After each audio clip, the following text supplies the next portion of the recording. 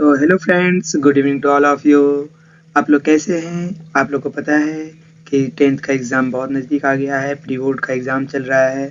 आशा करते हैं सबका एग्ज़ाम बहुत ही बढ़िया जा रहा होगा। आज हम लोग देखते हैं क्लास 10 का सोशल साइंस का बहुत ही इम्पोर्टेंट क्वेश्चन, जो एग्ज़ाम के दृष्टिकोण से बहुत ही इम्पोर्टेंट है और किस तरह से एग्ज़ाम में हमारा आएगा क्वेश्चन और किस तरह से हमें उसको सॉल्व करना है। और बिल्कुल भी घबराना नहीं है, पहले आराम से क्वेश्चन को पढ़ना है। क्वेश्चन क्या कह रहा है, किस चीज़ की जानकारी मांग रहा है, वो पढ़ने के बाद ऑप्शन को देखेंगे और बिना ऑप्शन के भी प्रयास करेंगे कि पहले जो शब्द हमारे दिमाग में आया, क्या वो उससे रिलेटेड ऑप्शन में दिया हुआ है, और तो उसी को सबसे पहले हम लोग चूज करेंगे। तो बिना समय को गवाते हुए हम लोग अपना आज का क्लास स्टार्ट करते हैं और देखते हैं कि पहला क्वेश्चन क्या है। कहता है राष्ट्रवाद, क्या बोल रहा है, राष्ट्रवाद की पहली अभिव्यक्ति किस क्रांति के साथ शुरू हुई। तो हम लोग देखे थे कि राष्ट्रवाद की जो क्रांति थी वो किसके साथ शुरू होती है, फ्रांसीसी क्रांति, यूनानी स्वतंत्रता संग्राम, रूस की क्रांति, या इनमें से कोई नहीं। तो रूस की क्रांति तो होगा नहीं, और यूनानी स्वतंत्रता संग्राम, इससे जो है क्रांति की शुरुआत नहीं हुई थी। तो शुरुआत किससे हुई थी, फ्रांसीसी क्रांति से। तो राष्ट्रवाद की पहली अभिव्यक्ति किस क्रांति से किस क्रांति के साथ हुई, तो पहला क्या हो जाएगा, ऑप्शन नंबर ए, फ्रांसीसी क्रांति। अब आइए हम लोग देख लेते हैं फ्रांसीसी के बारे में कुछ महत्वपूर्ण बातें। फ्रांसीसी क्रांति कब हुई, अगर ऐसा क्वेश्चन आए तो 1789 ईस्वी में। कब हुई थी, 1789 में पहली बार। और किसके लिए हुआ था, राष्ट्र, नागरिकता और समान अधिकारों की भावना को जन्म दिया।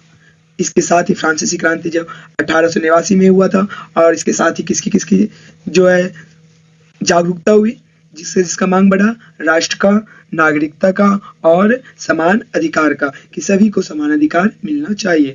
यहीं से आधुनिक राष्ट्रवाद की क्या होती है, शुरुआत देखी जाती है। कोई दिक्कत नहीं। तो चलिए नेक्स्ट क्वेश्चन देखते हैं। बोलता है रक्त और लौह की नीति का अवलंबन किसने किया था। रक्त और लौह, आप लोग पढ़े होंगे रक्त और लौह नीति, ब्लड एंड आयरन। इसमें क्या होता था, युद्ध और सेना को लिया जाता था। किसको, युद्ध और सेना को। इसमें पहला ऑप्शन है कौन, इसकी जो अवलंबन किया था, ये पॉलिसी जो था किसका था, मेजिनी का, बिस्मार्क का, हिटलर का, या फिर काबूर का। किसका था, तो हम लोग सब जानते हैं किसका था, बिस्मार्क का। तो ऑप्शन नंबर हो जाएगा बी। तो बिस्मार्क के बारे में कुछ जान लेते हैं। ये हुआ कब था, जर्मनी के एकीकरण के लिए। किसके एकीकरण, जर्मनी की एकीकरण। जो एकीकरण की नीति अपनाई जा रही थी, सबको क्या किया जाता, एक जैसा अधिकार दिया जा रहा था के लिए ओटोमन जो है बिस्मार्क ने क्या किया, रक्त और लौह की नीति को अपनाया। रक्त और लौह की नीति, इस नीति का अर्थ था युद्ध और सेना शक्ति, युद्ध और सैन्य शक्ति। इसका प्रयोग करके हम लोग क्या कर सकते हैं, राष्ट्र निर्माण करना है। तो अगर पूछा जाए कि रक्त और लौह की नीति में क्या क्या चीज था, अर्थ, इसका जो अर्थ था क्या था, युद्ध और सैन्य शक्ति, युद्ध और सैन्य शक्ति। चलिए नेक्स्ट क्वेश्चन देखते हैं। हिंद स्वराज किसके द्वारा लिखा गया था। हिंद स्वराज किसके द्वारा लिखा गया, ऑप्शन ए, अबुल कलाम आजाद के द्वारा, महात्मा गांधी के द्वारा, सरदार पटेल के द्वारा, या सुभाष चंद्र बोस के द्वारा। तो हिंद स्वराज किसने लिखे थे, स्वराज की मांग कौन कर रहे थे, गांधी जी। और हिंद स्वराज किसके द्वारा लिखा गया, गांधी जी के द्वारा। कब लिखा गया, चलिए नेक्स्ट देखते हैं। हिंद स्वराज जो पुस्तक है वो महात्मा गांधी के द्वारा कब, 1909 में लिखा गया।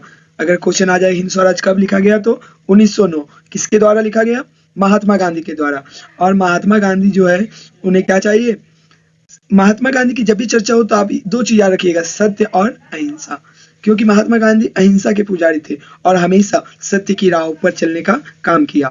और उन्होंने स्वराज, सत्य और अहिंसा का विचार प्रस्तुत किया। किसके माध्यम से, हिंद स्वराज के द्वारा। कोई दिक्कत, चलिए नेक्स्ट क्वेश्चन देखते हैं। बोलता है क्रूर जालियांवाला नरसंहार हम लोग कैसे भूल सकते हैं, जिसमें अंग्रेजों के द्वारा किस तरह बेरहमी से बच्चों पे, औरतों पे, बूढ़ों पे, बिना कुछ देखे, बिना कोई रहम के सभी पे अंधाधुंध गोलियों की बरसात कर दी गई, जिसमें लाखों लोग मारे गए। और कई लोग वहां पे ऐसा माना जाता है कि बहुत ही कम, ना के बराबर जो जिंदा भी बचे थे, उनको घोड़ों के नालों के द्वारा कुचलवा दिया गया। तो जालियांवाला जो नरसंहार है वो अगर पूछ रहा है कहाँ हुआ था, तो हम लोग जानते हैं वो हत्याकांड कहाँ हुआ था, अमृतसर में हुआ था। मेरठ, दिल्ली, लाहौर ये सब गलत हो जाएगा, तो कहाँ हुआ था, अमृतसर। अब हम लोग जानते हैं कि ये हुआ कब था, 13 अप्रैल 1919 में। देख लीजिए, ये अमृतसर में हुआ था। जालियांवाला नरसंहार जो है कब हुआ, 13 अप्रैल 1919 में। कहाँ पे हुआ, अमृतसर में हुआ। इस घटना से क्या होता है, भारतीय स्वतंत्रता आंदोलन का शुरुआत जोर शोर से होता है और इसको एक नई दिशा मिलता है। सभी लोग बढ़ चढ़ कर इसमें भाग लेते हैं कि कल होके ये हमारे साथ भी घटना घट सकता है। चलिए नेक्स्ट क्वेश्चन देखते हैं। जो सिल्क रूट है, सिल्क रूट, इसका अर्थ क्या होता है, चीन और रोम से जुड़ने वाला मार्ग का नेटवर्क। चीन और रोम को जोड़ता है क्या सिल्क मार्ग, नहीं। भारत और अमेरिका को जोड़ने वाला मार्ग, नहीं। भारत और अमेरिका को सिल्क मार्ग के द्वारा नहीं जुड़ता था, तो जुड़ता क्या था, चीन को भारत, तो चीन तो सटा हुआ है, इसका रूट मार्ग क्या है, एशिया और यूरोप, एशिया को यूरोप और उत्तरी अमेरिका या अफ्रीका वाले मार्गों का नेटवर्क।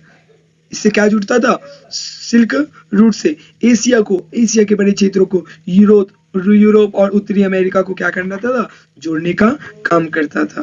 तो देखिए नेक्स्ट देखते हैं, ये किस लिए था, व्यापार के लिए। किस लिए था, व्यापार के लिए। सिल्क रूट जो है प्राचीन व्यापार, प्राचीन मतलब पूर्व में जो व्यापार होता था, मार्गों का जाल था। ये कैसा, किसका जाल था, मार्गों का, मार्ग मतलब रास्ता, जो एशिया को यूरोप और उत्तरी अफ्रीका से क्या करता था, जोड़ता था। याद रखिएगा, ये जो रूट मार्ग था एशिया को यूरोप और उत्तरी अफ्रीका से जोड़ने का काम करता था। और इसके द्वारा क्या, किसका आदान प्रदान होता था, रेशम का और मसालों का, साथ ही साथ अपनी संस्कृति का आदान प्रदान होता था। आज तो हमारे यहाँ इसका जो है बहुत ही जोर शोर से हमारे यहाँ